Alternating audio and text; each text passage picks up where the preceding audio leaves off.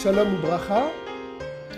Nous allons à partir d'aujourd'hui essayer de donner plusieurs shiurim sur un verset qui a été longuement expliqué par les Chachamim, mais en particulier les sages Chabad. En premier lieu, l'amour Azakel, puisque la phrase que nous allons, le verset que nous allons expliquer à partir d'aujourd'hui, est tiré du Chumash Dvarim, à la fin du Chumash Dvarim dans la Parasha Nitzavim, et ce verset est la base, le point de départ de tout le Sefer Atanya, ou bien le livre qu'on appelle Sefer Shel Benoni. Ce verset, tout le monde le connaît, c'est un verset qui a été également choisi par le Rabbi pour être récité par tous les enfants tout au long de la semaine. Ce verset nous dit « Ki karov elecha adavar me'od, beficha ubilvafcha la'asoto » Que veut dire ce verset? Nous allons d'abord expliquer la signification de ce verset. Ensuite, nous poserons quelques questions. Et Ezrat Hashem, dans les cours suivants, on essaiera de répondre à ces questions, toujours donc avec la pensée chassidique. Que signifie ce verset? Ki karov elecha adavar me'od. La chose est très proche de toi. Beficha ou bilvavecha la'asoto. De quelle chose parle-t-on? Le verset nous dit Beficha, dans ta bouche. Qu'est-ce que ça veut dire Beficha? À quoi fait allusion le mot Beficha dans ta bouche? Beficha signifie ici l'étude de la Torah. Comme nous savons que l'étude de la Torah se fait essentiellement par la bouche, au point, comme il est rapporté dans le Sefer Atanya lui-même et dans d'autres livres, que celui qui étudierait la Torah avec un grand iyun, un grand approfondissement, mais sans prononcer les mots de la Torah, ne serait pas yotse de la mitzvah du limud Torah. Donc on voit que le verset ici souligne principalement l'étude de la Torah, beficha, et nous dit que l'étude de la Torah est quelque chose de très très très proche de nous. Comme le verset le dit, je vais le répéter, Ki karov elecha adavar me'od, cette chose est très proche de toi, beficha, c'est-à-dire l'étude de la Torah. Maintenant, le deuxième terme du verset, ubilvavecha, que signifie ubilvavecha? Dans ton cœur, quelle mitzvah faisons-on avec le cœur? Alors, il est rapporté dans la Gemara, Ezeu avoda shebalev, quelle est la avoda, quel est le travail qu'on demande, quel est le service de Dieu qu'on demande à un juif d'accomplir avec son cœur? Zot fila, ça c'est la tefila, c'est le sujet de la prière que nous faisons tous les jours. Pourquoi le cœur est tellement important pour la tefila? La tefila, on l'a fait aussi avec la bouche, mais ce n'est pas l'essentiel, la bouche dans la tefila. Ce qui est essentiel, c'est surtout le cœur. Qu'est-ce qu'il y a dans le cœur qui est relié avec la tefila? Le cœur est le siège des sentiments. C'est-à-dire qu'il y a dans le cœur les sentiments d'amour de Dieu et de crainte de Dieu. Et donc lorsqu'on est en train de prier à Kadosh Baruch Hu, si on ne met pas en éveil ces sentiments d'amour de Dieu et de crainte de Dieu, la tefila, elle est sans vie. Au point que la Gemara nous dit qu'une tefila sans kavana, et ici la kavana, c'est la kavana du cœur, l'intention du cœur, de réveiller, de mettre en éveil ces sentiments d'amour et de crainte de Dieu, quelqu'un qui prierait sans réveiller, sans réchauffer ses sentiments, sa tefila est considérée, selon les termes de la Gemara, comme un oiseau sans ailes, c'est-à-dire elle resterait au point de départ. Donc on voit que le sujet de Bilvavecha, ça concerne la tefila. La tefila, donc, est quelque chose de très proche de chacun d'entre nous. Et enfin, le dernier terme du verset, la asoto, de l'accomplir, c'est-à-dire, ici on parle d'une action. La soto, c'est-à-dire l'action des mitzvot, de l'accomplissement de toutes les mitzvot de la Torah.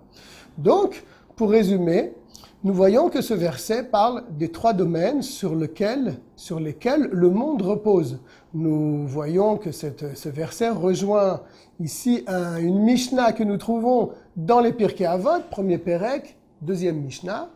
Rabbi Shimon nous dit, Rabbi Shimon faisait partie des derniers juifs de la Grande Assemblée, des derniers grands chachamim de la Grande Assemblée. Et qu'est-ce qu'il nous dit? Al shlosha dvarim haolam omed, sur trois choses, sur trois piliers, le monde s'oppose à la Torah, sur la Torah, donc c'est le premier terme que nous avons expliqué tout à l'heure, Beficha, à la Avoda, sur la Avoda, c'est-à-dire la Tfila, qui est en correspondance avec le deuxième terme du verset qui est Bilvavecha, et enfin, vers le Gimilut Rasadim, c'est-à-dire faire le bien, ça représente l'ensemble des mitzvot, des différentes mitzvot que nous accomplissons tous les jours.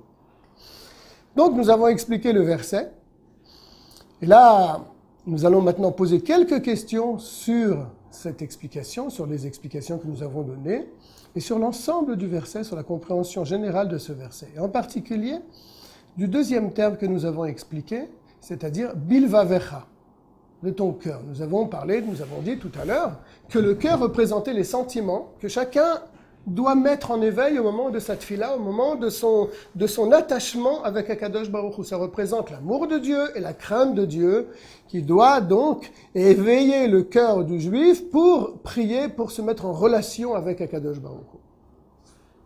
Là, nous pouvons poser une question. La Torah nous dit dans ce verset que mettre en éveil ces sentiments d'amour de Dieu, de crainte de Dieu, c'est quelque chose de très aisé, de très facile. La chose est très proche de toi. Et là, nous pouvons nous poser une question et dire, mais ce sont des sentiments qui sont attachés avec le spirituel, c'est-à-dire les sentiments d'amour qu'on a pour Akadosh Baruch Hu. Eh bien, on peut se dire que, malgré tout, nous sommes des gens très matériels, nous vivons dans un monde matériel. Nous, les seuls sentiments que nous avons, eh bien, les sentiments naturels que nous avons, ce sont des sentiments d'amour et de crainte pour des choses que nous connaissons. On est attiré par toutes sortes de plaisirs matériels. Et donc, il est très difficile, a priori, de mettre ces sentiments qui sont dirigés vers les choses matérielles et de les mettre vers Akadosh Baruch Hu. Surtout qu'au sujet du cœur, il est pris un très, très joli exemple qui nous dit que le cœur est comme un keli, comme un ustensile. Prenons l'exemple d'un ustensile matériel. Si on voudrait mettre dans un ustensile du feu et de l'eau, on n'arriverait pas à le faire. Le feu serait éteint par l'eau ou bien vice-versa, selon la quantité d'eau ou de feu qu'on mettrait dans ce keli, dans ce réceptacle. Donc, qu'est-ce qu'il faudrait faire? Il faudrait vider le réceptacle d'eau pour pouvoir mettre du feu. Et le contraire, si on voudrait mettre de l'eau. Ça veut dire quoi? Ça veut dire que le cœur ne peut pas être à la fois dirigé vers tous les plaisirs matériels qui nous entourent et à la fois être dirigé vers les plaisirs spirituels comme l'amour de Dieu et la crainte de Dieu. On ne peut pas mettre dans le cœur d'un homme les deux sentiments. Si nous devons arriver à cet amour et cette crainte de Dieu, il faudrait se débarrasser de cet amour et de cette crainte que nous avons des sujets matériels, en particulier l'amour. Donc, c'est difficile à comprendre ce verset, car ce verset semble aller contre la nature des choses, c'est-à-dire que nous sommes des gens extrêmement matériels, et comment peut-on nous dire qu'il est très facile pour chacun de nous d'aimer Dieu et de craindre Dieu? D'ailleurs, cette question est renforcée par une Gemara. On voit dans la Gemara Brachot, il y a là-bas Rabbi Hanina qui nous apprend quelque chose. Qu'est-ce qu'il nous dit? Il nous dit « Akol bidei shamayim ». Tout est dans les mains de Dieu. Sauf une chose, « Chutz mi'irat shamayim », sauf la crainte de Dieu. Le sentiment de crainte de Dieu, il est donné à l'homme. L'homme a le libre arbitre et c'est dans son pouvoir à lui d'avoir la crainte de Dieu. Il faut travailler pour avoir cette crainte de Dieu, pour l'avoir. Mais tout le reste est donné à Akadosh Baruch Hu, c'est pas dans nos mains. D'où apprend-il cela? Il apprend cela d'un verset du Chumash qui dit Ve'ata Israël ma Hashem Elokecha shoel meimach. Et maintenant Israël, qu'est-ce qu'Akadosh Baruch Hu te demande? Ki im leyira, seulement le craindre. On voit que de ce verset-là, on situe bien que la seule chose que nous avons à faire, c'est d'essayer de faire naître dans notre cœur, par nos propres forces, le sentiment d'Irat Hashem. La Gemara continue, la Gemara pose une question, elle dit, mais c'est vrai que Dieu nous demande qu'une seule chose, mais c'est pas une chose facile d'avoir la crainte de Dieu. C'est-à-dire même à l'époque de la Gemara, c'était quelque chose de difficile. La Gemara demande et dit, est-ce que la crainte de Dieu est une chose facile? Atu yira milta zutratai, est-ce que c'est une chose facile? Mais kal vachomer ahava. Et plus forte raison l'amour de Dieu qui est plus difficile à avoir que la crainte de Dieu? On peut s'arrêter 2 minutes sur cette phrase. Pourquoi l'amour de Dieu serait-elle plus difficile à atteindre que la crainte de Dieu? Ce sont 2 sentiments qu'on a dit tout à l'heure qui sont dirigés vers Dieu, qui sont difficiles à attraper pour nous des hommes matériels. Même pour la Gemara, elle s'étonne qu'une chose comme cela soit dans notre pouvoir. Mais pourquoi l'amour de Dieu est plus difficile? On peut le comprendre avec un mashal tout à fait matériel dans les sentiments que nous avons nous-mêmes vis-à-vis d'un autre homme ou d'une certaine personne. Quel est le sentiment le plus facile à avoir? L'amour ou la crainte? Si on parle de crainte, de yira, on voit qu'il est très possible de craindre une personne, même si on ne la connaît pas et même si on ne l'a jamais vue.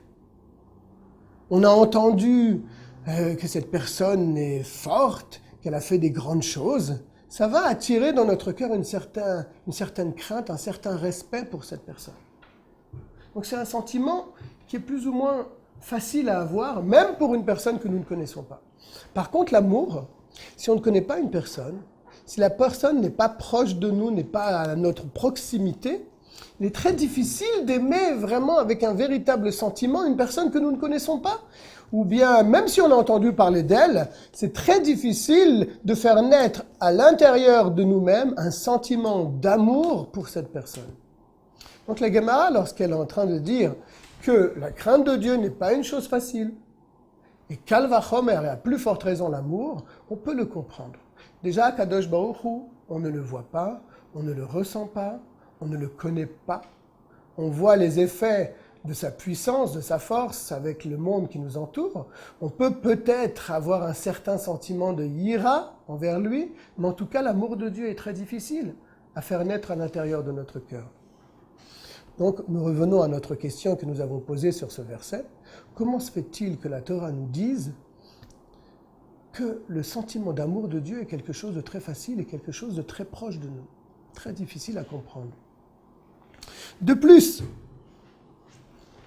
la Gemara, lorsqu'on a apporté donc la parole de Rabbi Hanina, elle a demandé, la crainte de Dieu est difficile à avoir, et Kal vachomer l'amour. La Gemara répond une phrase un petit peu difficile que nous essaierons d'expliquer ultérieurement, Be'ezrat Hashem. Elle nous dit oui. Pour Moshe Rabbeinu, la crainte de Dieu, c'est quelque chose de facile. Et nous poserons plusieurs questions à ce sujet. D'abord, on aurait pu répondre à toutes ces questions en disant tout simplement que ce verset du Chumash s'applique à la génération de Moshe Rabbeinu. C'est-à-dire la génération de Moshe Rabbeinu, c'était une génération très particulière. On l'appelle la génération de la connaissance. C'était tous des gens qui étaient à la mesure de Moshe Rabbeinu. Donc on pourrait dire que pour ces gens-là, c'est vrai, ki karov elecha davar me'od, beficha ubilvavcha la'asoto. L'amour de Dieu et la crainte de Dieu, puisque nous arrêtons, je répète, sur le mot bilvavecha, qui signifie ici les sentiments du cœur, bien on pourrait dire que ce verset s'applique seulement à Moshe Rabbeinu et à la génération de Moshe Rabbeinu.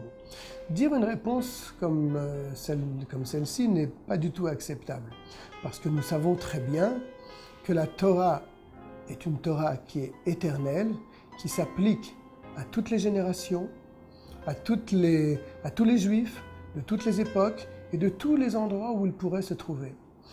Donc, pour résumer, nous voyons que ce verset fait naître quelques étonnements. Premièrement, comment peut-on dire que l'amour et la crainte de Dieu sont proches de notre cœur, alors que notre cœur, lui, est attiré par toutes choses matérielles, et par des plaisirs et désirs matériels. Deuxièmement, nous avons amené la Gemara qui renforce cette question, qui nous est en train de nous dire que véritablement, l'amour de Dieu et la crainte de Dieu sont des choses extrêmement difficiles à atteindre.